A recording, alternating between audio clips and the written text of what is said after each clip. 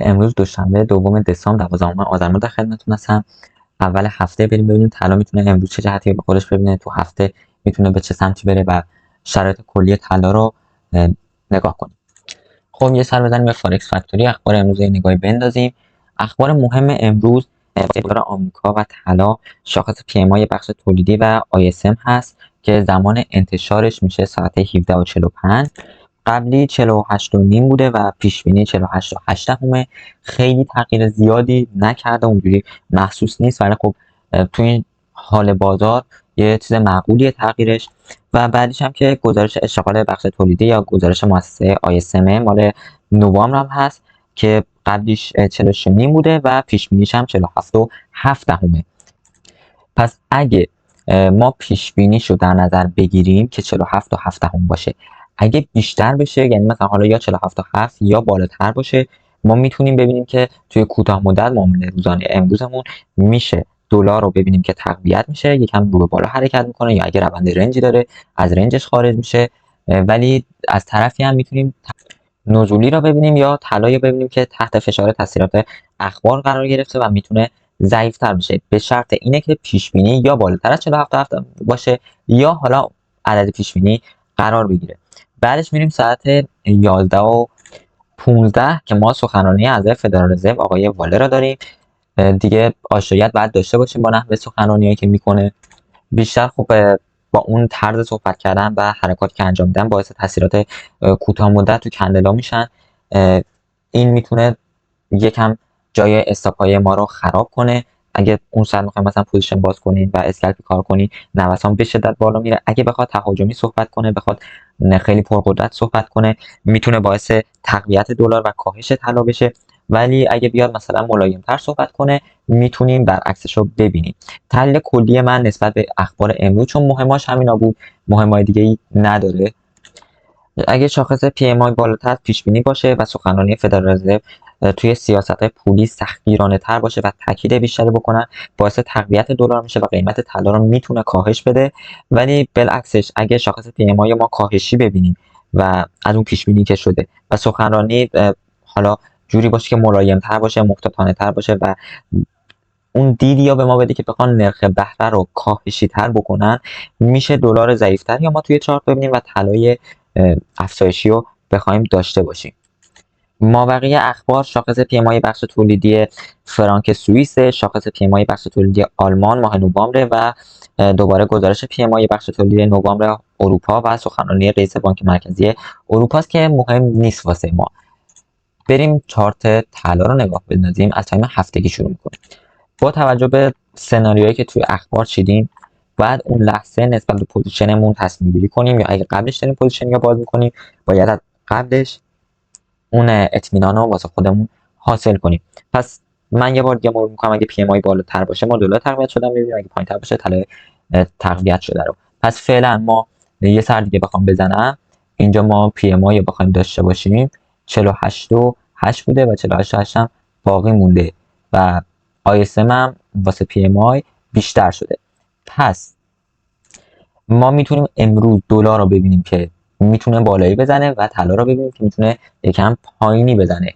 پس فعلا دید من میتونه این باشه کلیاتش. تا این هفتگی هم بخوام برم نگاه کنم روند سودی که داشتیم، ADX داره حجم کم میکنه، کندلا قدرت خوبی ها دارن نشوندن. از این کف هفتگی خودمون یه برگشت یا خوردی، من لول ها رو باید واسهتون درست کنم. اینا جابجا شدن، آپدیت شده.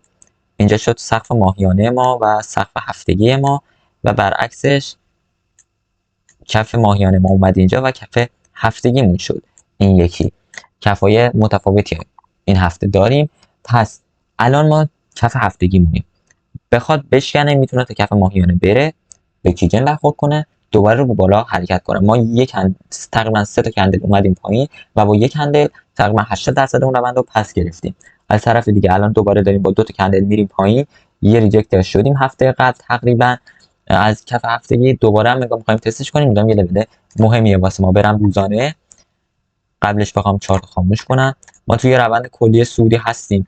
اینجا رو اگه بخوام مثلا واسهتون یه جور لاین بکشم، ما تقریبا حالا میتونیم بگیم توی این روند سودی هستیم.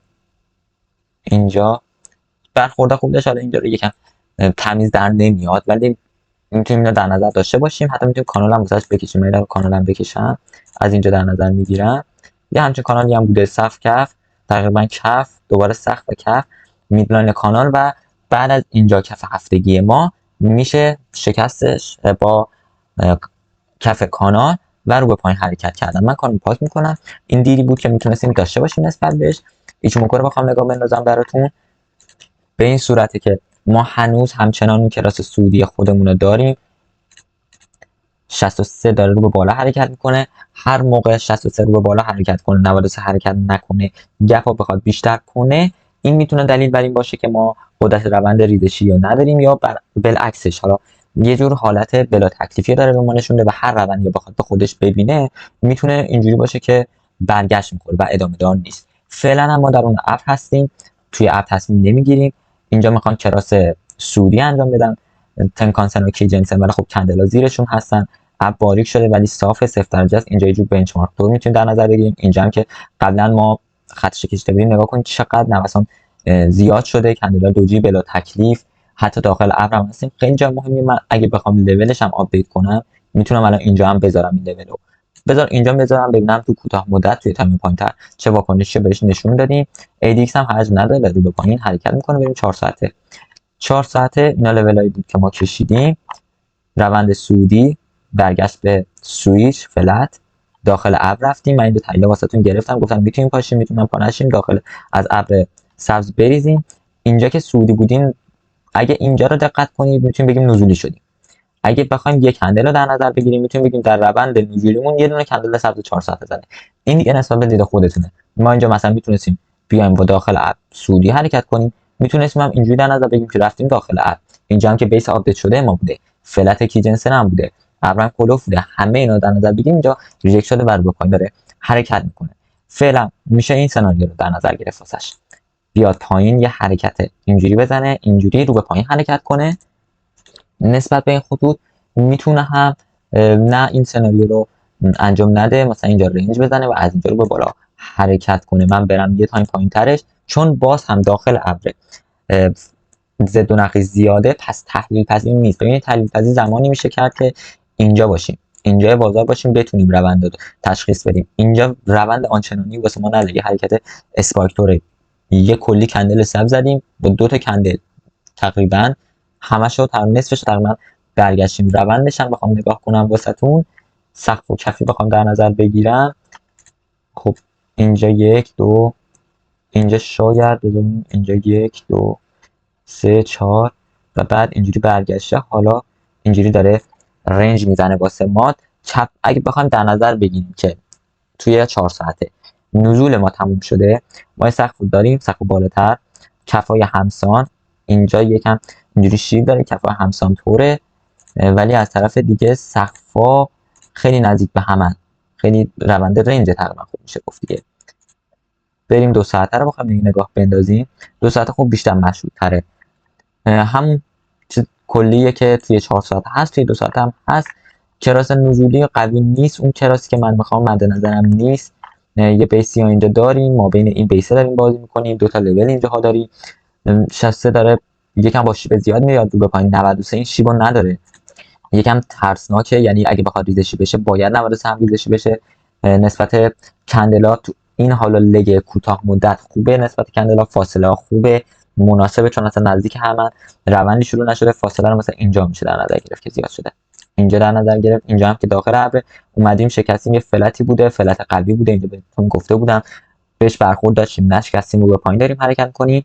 اینجا هم یه سویچ ابر، میشه این سناریو رو در نظر گرفت. بالعکس اون سناریو که گفتم اینجوری بشه، میشه اینجوری هم در نظرش گرفت.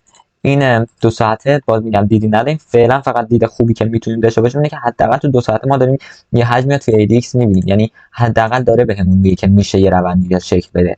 البته با اخباری که امروز هست قاعدتا نوسان بالا یا میتونیم انتظار داشته باشیم.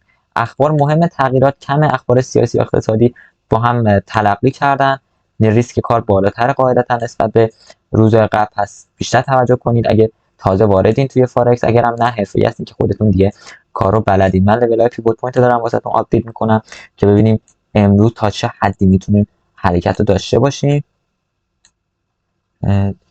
اینم لول 1 نزولی ما. بخوام خاموشش هم بکنم اینا رو که چارت خلوت‌تر شه. بریم 1 ساعته. توی 1 ساعته ما یه ابر اینجا خیلی روند خوبی بوده، روند نزولی، روند صعودی. اینجا داریم رنج میزنیم، نوسان داریم، ضد و نقیض باز هم میگن زیاده، خوردیم اینجا، برگشت خوردیم. الان از ابر قرمز دقت کنید، من بخوام خاموش کنم واسه شما. از ابر قرمز ما رد شدیم، پس این میتونه بیاد اینجا رو یه تستی بزنه، میتونه بیاد اینجا یه تستی بزنه. یعنی یه کمی شادو رو من بالاتر دوست دارم ببینم. اگه بخوایم رو پایین حرکت کنیم دوست دارم یکم بالاتر این شادو رو ببینم، یا نه اینجا چون فلت هم هستیم، ما بزرگ هم هستیم، یا بیاد اینجا بخوره یا بره یکم جلوترش بخوره. این فاصله یه دیگه خیلی چیزی نیست که سختگیرانه بخوایم بهش دقت کنیم. یک لولی اینجا باید برخورد داشته باشه، چه بخواد اینجا رو پر کنه به خاطر شکست که انجام داده، چه بخواد این فلت رو پر کنه، باید یه برخوردی داشته باشیم. ولی کلیاتش ما توی 6393 داریم می‌بینیم صعودی، کراس برابری اینجا تقریبا صورت گرفته، نزولی ابر اسپن دیده رو بالا حرکت میکنه، میتونه دهان ابر رو کلفتر کنه، نشان از این باشه که روند ما ادامه‌دارتر نیست. رو به بالا که می‌خواستیم حرکت کنیم توی 1 ساعت داریم می‌بینیم ازش ریجکت شدیم. ضد و نقیض تو تمامی تایم فریم ها زیاده، ولی چون ما داریم روزانه تصمیم می‌گیریم پس از 1 ساعت به پایینش معیارمون قرار میگیره. فاصله توی نیم ساعته با اب زیاد شده، فلت داریم، با 6393 تقریبا زیاد شده، اونا هم فلتن. یه فاصله کیجنسن و تنکانسن هم زیاد شده، اومده زیر کندلا شکارچی داره رقم میزنه. دو تا سناریو، یا کیجن برسه کندلا یا کندلا برسن کیجن و رو پایین حرکت کنم. به خاطر این فاصله من دوست دارم کندلا برن سمت بالا تا اینکه کیجن بیاد سمت پایین، ولی ممکنه این سناریو قبول نباشه. فعلا ما روند ریزشی که اینجا داشتیم، اینجا یه حالت وایستادن داریم تا این شرط برقرار بشه. 15 دقیقه نزول بخوام سیگنال بهتون بدم، بعد از اینجا میتونه خوب باشه واسه ما. لول پیوت پوینت یکمون هم رد کردیم، پیوت پوینت دومون هم نزدیکه، پس این که نوسانمون کمتر باشه و تارگتمون رو نزنه خیلی میتونه بیشتر باشه. پس من میرم 5 دقیقه که بخوام تو 5 دقیقه واسهتون بگم. بعد از اینجا ببینید تو 5 دقیقه اینجا هنوز ابر نشکسته، پس ممکنه بیاد اصلا بخوره اینجا، دقیقاً بخوره اینجا برگرده. من دارم تو 5 دقیقه واسهتون مثال میزنم. اینجا خودش یه لول مهمیه دیگه، خود تصمیم گیریش با خودتونه اگه میخواید تو چه تایم فریم کار کنید و ترید کنید. پس این شد توی 5 دقیقه با این لول میتونید ریزشش رو بگیرید، با این لول هم صعودش رو بگیرید. تو 15 دقیقه واسه صعود ندارم تارگت، اینا واسه 5 دقیقه است، واسه صعودش تارگت ندارم. باید اون شکلش رو درست کنه. سریع برم دی ایکس وای هم یه نگاهی واسهتون بندازم. 4 ساعتش رو بخوام نگاه کنم، بذار روزانه‌ش رو قبلش نگاه کنیم. حرکت صعودی که داشتیم کراس 6093 تقریبا نزدیک سویچ اپ بوده، این مثبت. کراس تنکانسن و کیجنسن هم نزدیک روند بوده، مثبت. ریزشش رو داشتیم، شکارچی اتفاق افتاده، به کیجنسن برخورد کرده، داره رو به بالا حرکت میکنه. نسبت به شرایط و اخبار امروز میتونیم داده داشته باشیم که میشه رو به بالا حرکت کرد. امروز رو فاصله تقریبا زیاد شده، ولی خب اومده یکم پرش کرده، ابرم صاف شده، دهانش هم تقریبا بزرگه. دید سعودی بهم نمیداد، نزولی هم بهم نمیداد. برای 4 ساعتش ما داریم میبینیم که اینجا دیگه بالاخره دارن اون حالتی ها شکل میدن که بخوایم یک کراس انجام بدیم. دوباره شکارچی توی 4 ساعت اتفاق افتاده واسه ما، اومدن خوردن به کیجنسن. اگه نتونن بشکننش ما میتونیم لول پایینتر رو ببینیم، اگه بتونن هم بشکننش اینجا ما لول های زیادی داریم واسه شکستش. من برم 2 ساعته، اینجا خب فلته، اینجا فلته، اینجا فلته، رد کردنش سخته. یعنی حتی اخبارم مثبت باشه میتونه بیاد داخل ابر رو حرکتش رو انجام بده. کلیاتش رو دارم میگم که رد کردنش سخته. 5 دقیقه و 15 دقیقه بخوایم لول واسهتون مشخص کنم.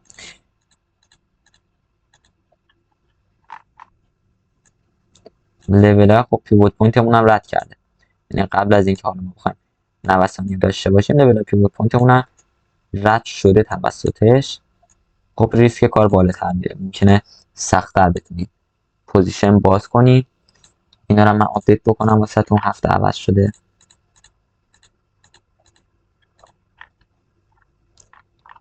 جهت بخوام بهتون بدم، اینجا هم کف و چقدر تغییر کردم. اینجا سقف پس شد، سقف بالاتر ماهیانه ما اینجاست و کفش هم خیلی پایین تره، کفش اینجا بود. ما الان تقریبا میدلاینشیم. اگه اینجا رو در نظر بگیریم 4.5، ما اینجا تقریبا وسطش رسیدیم و داریم رو به بالا حرکت میکنیم. پس میایم هفتگی رو لحاظ میکنیم، چون خیلی اینا بزرگ شدن. هفتگی رو در نظر میگیریم. اینجا میشه تقریبا وسط کانال هفتگیمون، ما داریم رو به بالا حرکت میکنیم. یک کراسی دوباره انجام دادن، رو به بالا پرقدرت‌تر دارن حرکت میکنن. ریزش نه لحاظ اخباری هست، به شرط اینکه حالا اخبار پیش بینیاش درست باشه. من اینجا یه بنچمارک میبینم و فلت اینو عوض کنم، جاشو رد کرده. 5 دقیقه بخوام برم، رد متاسفانه رد کرده. یعنی اینجا خوب بوده، اینجا خوب بوده، ولی رد شده لول ما.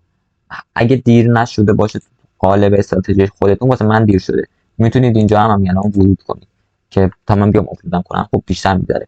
ولی برای نزولش 15 دقیقه لولاش خب تغییر میکنه، ریسکی تر میشه. لول ندارم واسه طلا، واسه دلار و نسبت به شرایط اقدام کرد واسش. امیدوارم تعلیم واسه مفید بوده باشه. اگر طلا خوشتون اومد میتونید لایک کنید، سابسکرایب کنید. اگه نظر انتقاد دارید توی کامنت ها میتونید واسه من بنویسید. اگه میخواین توی این هاوین که هست و دوران کریپتویی سرمایه‌گذاری کنید توی حوزه کریپتو، کوین هم میخواین واسه تحلیل کنم، حتما میتونید تو کامنت ها واسه من بنویسید. اگر کلا تحلیل خوشتون اومد میتونید دیسلایک کنید. موفق و پیروز باشید.